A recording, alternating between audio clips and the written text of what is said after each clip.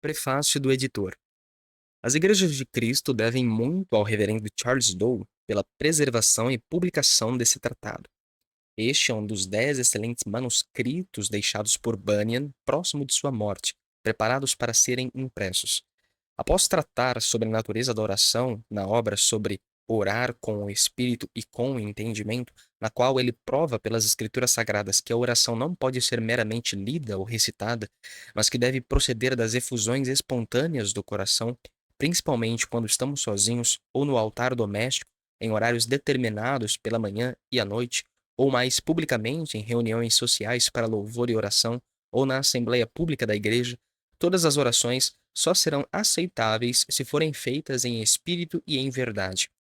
Ele agora nos direciona ao meio adequado que as nossas mentes devem utilizar para se aproximar do ser divino. Temos que nos aproximar daquele que é o Espírito universal, o Criador, o Preservador e o benfeitor generoso de nossa raça, e ao mesmo tempo o infinitamente santo, o juiz supremo e justo recompensador ou punidor de todas as criaturas. Como nós, que somos impuros por natureza e por prática, vamos nos aproximar daquele que é tão infinitamente santo. Outros de nossa raça, que eram igualmente culpados, mantiveram uma relação aceitável para com Deus e receberam bênçãos especiais de seu favor. Todos nós temos conhecimento de um homem agraciado que ocupava um alto cargo e que se retirava em certas ocasiões para orar, e isso foi tido como motivo de ofensa a ponto de que foi feita uma lei que proibia qualquer pessoa de orar a Deus pelo período de 30 dias. Ele se recusou a obedecer a uma lei humana que interferia na autoridade divina e, por isso, foi lançado na cova dos leões. Porém, estes não o feriram, muito embora tenham devorado os perseguidores dele. Quando um amado ministro foi preso por seu amor a Cristo, a igreja realizou uma reunião de oração em favor dele e, enquanto oravam, Deus enviou seu anjo para a prisão em que ele se encontrava.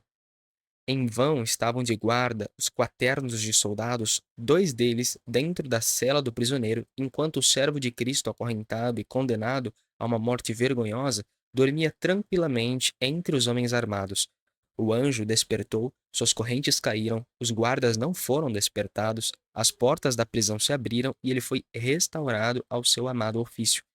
A igreja ainda estava suplicando por sua libertação quando ele se colocou no meio deles para contar o maravilhoso milagre realizado em resposta às suas orações. Em outra ocasião, dois ministros muito amados foram presos, espancados e lançados na prisão e tiveram seus pés acorrentados. Eles oravam e louvavam a Deus por volta da meia-noite, quando foi enviado um terremoto que sacudiu a prisão e abriu suas portas. Então o carcereiro e toda a sua casa se converteram à fé. Milhões de casos foram registrados de orações ouvidas e respondidas. Entre eles estão os casos do pequeno Samuel, de Ismael, de Maria Madalena e do ladrão na cruz. Ananias foi instruído a socorrer Saulo, o perseguidor ferido, pois eis que ele estava orando. Porém, inúmeras orações foram feitas e oferecidas, mas não foram respondidas. Então, qual é a forma aceitável e qual o meio designado para que obtenhamos o acesso a Deus, pelos quais a oração é santificada e aceita? O Salvador disse: Se me amais, guardai os meus mandamentos, e tudo quanto pedirdes em meu nome eu farei. João 14, 15 e 13. Um senso de nossa necessidade e de nossa indignidade nos conduz a Deus através daquele novo e vivo caminho consagrado por Cristo através do véu, isto é, de sua carne. Hebreus 10, 20. Dessa forma, podemos nos aproximar com confiança, pois ele é o trono da graça e é somente ali que podemos alcançar misericórdia e achar graça a fim de sermos ajudados em tempo oportuno. Que trono maravilhoso! Que bendito encorajamento isso é para o pobre peregrino que está atravessando um deserto cercado de inimigos, dos quais seu próprio coração é, por natureza, um dos piores deles. É muito importante para todos, especialmente para os jovens, adquirir ideias corretas e precisas acerca das verdades cristãs. Bunyan tinha uma visão notavelmente clara, decorrente de seus fortes sentimentos e do caminho pelo qual foi conduzido a Cristo.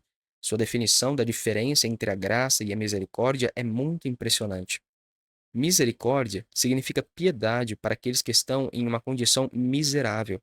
A graça atua como um agente livre, não é causada por nossa miséria, mas pela própria mente majestosa de Deus. Cristo é o trono da graça. Nele habita corporalmente toda a plenitude da divindade, e tendo assumido a forma de homem, tomou sobre si a descendência de Abraão, foi feito semelhante a seus irmãos e ofereceu a si mesmo como sacrifício pelo pecado. Assim, ele é o trono da graça, localizado sobre o propiciatório, o qual cobre e guarda a lei. Ele está à destra de Deus e é adorado pelos anjos. Nele, a glória incriada, o deslumbrante resplendor de Deus, está tão velada em seu corpo glorificado que o pobre pecador pode erguer os olhos para contemplar o lugar onde a honra de Deus habita de maneira mais plena, bem como encontrar aceitação e graça para o socorrer em cada momento de necessidade. Preste atenção, pecador. Esse é o seu único acesso ao céu. O propiciatório e o trono da graça é o lugar do repouso de Deus.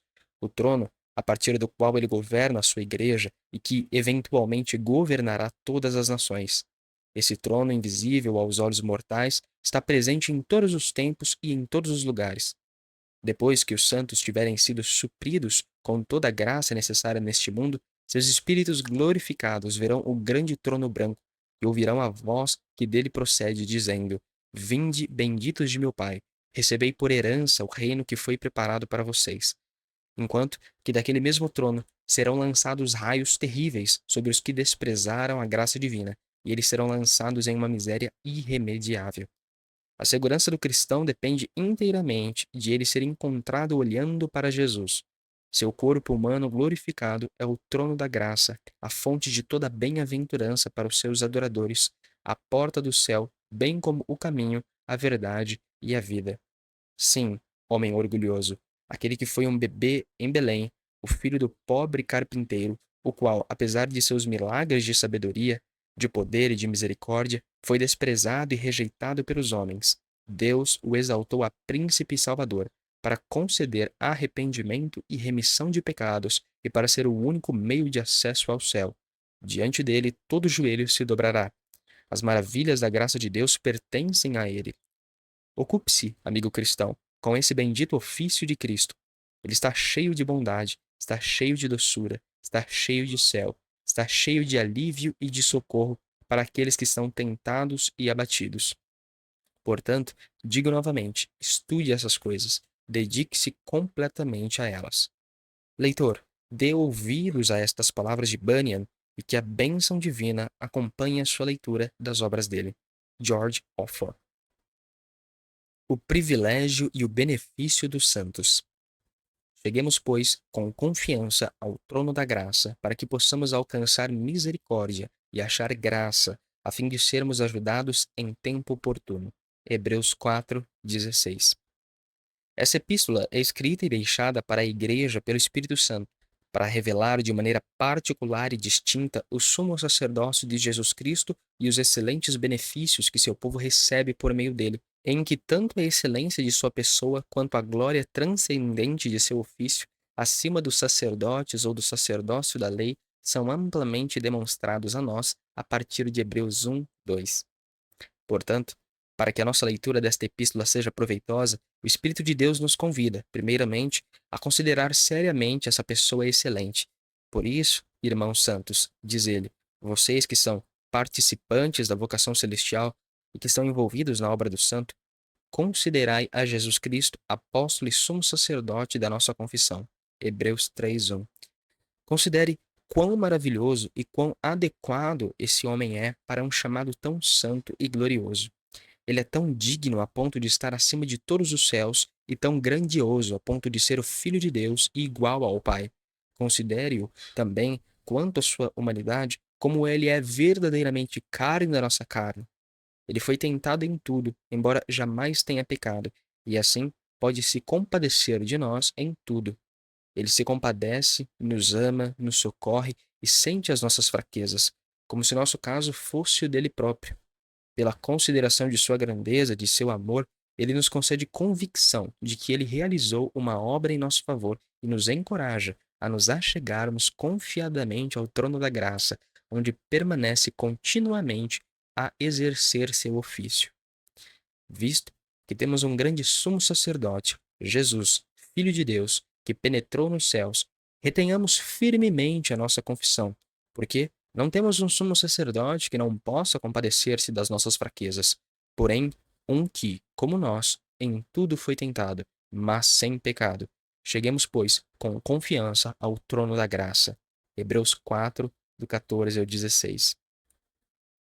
Nestas palavras, temos, em primeiro lugar, uma exortação e, em segundo lugar, uma implicação de que colheremos um benefício proveitoso se realmente a colocarmos em prática. A exortação é para que nos acheguemos com confiança ao trono da graça. Cheguemos, pois, com confiança ao trono da graça. Ao todo, 5 coisas nos são sugeridas aqui.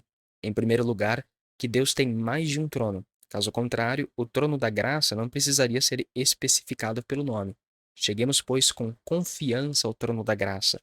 Em segundo lugar, que os piedosos podem distinguir um trono do outro, pois não é apresentado aqui por onde ou por quais sinais esse trono deve ser conhecido.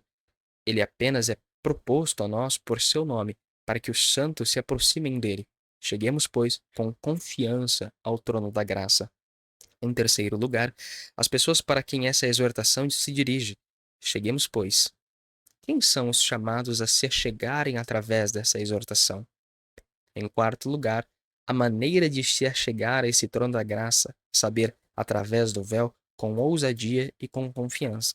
Cheguemos, pois, com confiança ao trono da graça. Em quinto lugar, o motivo duplo dessa exortação. Em primeiro lugar, porque temos um tão grande sumo sacerdote que não pode deixar de se compadecer de nossas fraquezas. Cheguemos, pois, com confiança ao trono da graça. Em segundo lugar, porque temos a certeza de que se agirmos assim, alcançaremos misericórdia e acharemos graça. Com a ajuda de Deus, tratarei a seguir de cada uma dessas coisas. Capítulo 1. Deus possui mais de um trono. Em primeiro lugar, Deus tem mais de um trono. Ele tem um trono no céu e um trono na terra. O trono do Senhor está nos céus, e chamarão a Jerusalém o trono do Senhor. Salmos 11:4 e Jeremias 3:17. Ele governa sobre os anjos. Ele governa em sua igreja. Deus reina em Jacó até os fins da terra. Salmos 59:13. Ele possui um trono de majestade entre os príncipes e os grandes deste mundo. Ele governa ou julga no meio dos deuses. Salmos 82:1. Há um trono para o Pai e um trono para Cristo, como o recompensador de todos os cristãos fiéis e vencedores. Ao que vencer, lhe concederei que se assente comigo no meu trono, assim como eu venci e me assentei com o meu Pai no seu trono. Apocalipse 3:21. Haverá também um trono de julgamento, no qual Deus, por Cristo, naquele grande e notável dia, se sentará para dar ao mundo inteiro sua sentença final, da qual ele jamais será poupado de forma alguma. Esse trono é mencionado no Novo Testamento e é chamado por Cristo de o trono da sua glória e o grande trono branco. Mateus 25:31 e Apocalipse 20:11. E sua presença, quando ele se sentar nesse trono, será tão terrível que ninguém poderá suportá-la, a não ser que já tenha sido reconciliado com Deus por meio de Cristo. Portanto, não posso estar enganado em lhe fazer essa advertência, pois ela pode servir para informar os cristãos desavisados para que, quando forem a Deus, não se dirijam a ele de maneira descuidada, mas quando se achegarem a Deus buscando seus benefícios, que possam dirigir sua oração ao trono da graça ou a Deus, considerando-o em seu trono da graça. Pois ele não é um Deus misericordioso e compassivo, senão quando se encontra no trono da graça. Esse é o seu lugar santo, fora do qual ele é terrível para com os filhos dos homens e não pode ser misericordioso para com eles. Pois, assim como quando se sentar naquele dia em seu trono de julgamento, Deus não será convencido pelas lágrimas de miséria do mundo para fazer qualquer coisa em favor deles, nem haverá qualquer alívio para a menor tristeza deles. Assim também, agora os homens podem ir onde quiserem, ou o considerarem como quiserem, mas Deus não lhes concederá nenhuma graça especial, senão somente se for considerado em seu trono da graça.